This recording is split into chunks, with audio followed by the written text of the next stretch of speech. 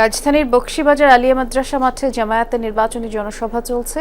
আমাদের সহকর্মী তাজনুর ইসলাম সেখানেই আছেন, অপেক্ষা করছেন আমাদের জন্য। তাজনুর, জামায়াত আমির এখানে পৌঁছেছেন কিনা জানাবেন, এবং যারা উপস্থিত নেতাকর্মীরা আছেন তারা কি বলছেন একটু বিস্তারিত করে জানতে চাই।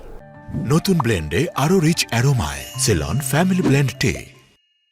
বৃষ্টি, প্রথম বিষয় হচ্ছে 4:30টায় হচ্ছে এই সমাবেশের সময় সূচি সেটি নির্ধারণ করা, সুতরাং আনুষ্ঠানিকভাবে সেই সমাবেশ এখনো শুরু হয়নি। তবে সমাবেশের শুরুর যেই আগের কার্যক্রম সেই কার্যক্রমগুলো বেশ জোরালোভাবে চলছে। বিশেষ করে এই মুহূর্তে আলিয়া মাদ্রাসার যেই মাঠের যেই মূল ফটক সেখান দিয়ে নেতাকর্মীরা এই মুহূর্তে মাঠে প্রবেশ করছেন। এখনো যদিও বেশিরভাগ চেয়ার খালি রয়েছে, তবে মাঠের যেই ডান প্রান্ত অর্থাৎ মঞ্চ থেকে দেখলে বাম প্রান্ত, সেখানে জামায়াতে ইসলামের মহিলা নেত্রী যারা রয়েছেন তারা উপাসটাতে আলাদা যেই কর্নার করা হয়েছে সেখানে তারা অবস্থান নিয়েছেন। একই সঙ্গে বিভিন্ন ওয়ার্ডের যারা নেতাকর্মী তারা এরই মধ্যে মাঠে এসে যার যার জন্য যেই ওয়ার্ডের জন্য নির্ধারিত জায়গা সেই জায়গাতে তারা অবস্থান নিতে শুরু করেছেন। যদিও গত 10 মিনিটে এই মাঠের যেই চিত্র সেটি খানিকটা আসলে জনসমাগম বলি কিংবা মানুষের উপস্থিতি বলি, সেটি এই 10 মিনিটে বেশ খানিকটা বেড়েছে, যেহেতু 4:30 সেই সমাবেশের সময়টি নির্ধারণ।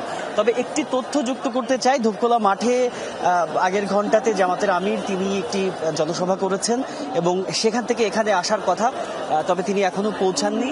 একই সঙ্গে মঞ্চের যেই আমন্ত্রিত অতিথি তাদের মধ্যে যে নামগুলো রয়েছে তার মধ্যে ইসলামী ছাত্র শিবিরের কেন্দ্রীয় সভাপতি নুরুল ইসলাম সাদ্দাম, তার আসার কথা রয়েছে।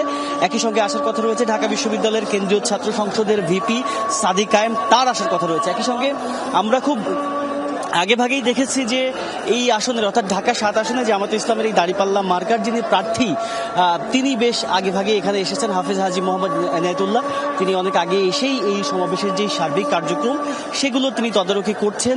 একই সঙ্গে সার্বিকভাবে মনিটরিং করার যে ব্যাপারটি সেটি তিনি করছেন। একই সঙ্গে মাঠের চারপাশ জুড়ে যারা স্বেচ্ছাসেবক রয়েছেন তারাও সার্বিক শৃঙ্খলা রক্ষার জন্য আন্তরিকভাবে দায়িত্ব পালন করছেন, সেটি আমরা দেখেছি। সব মিলিয়ে জামায়াতে ইসলামী এই পুরান ঢাকাকে কেন্দ্র করে কিংবা সরকারি আলিয়া মাদ্রাসার মাঠে আজকে যে বড়সড় একটি সমাবেশ করতে যাচ্ছে সেই প্রস্তুতি অন্ততপক্ষে এই ধাপে এসে বা এই সময়ে এসে বেশ ভালো মতোই দেখা যাচ্ছে।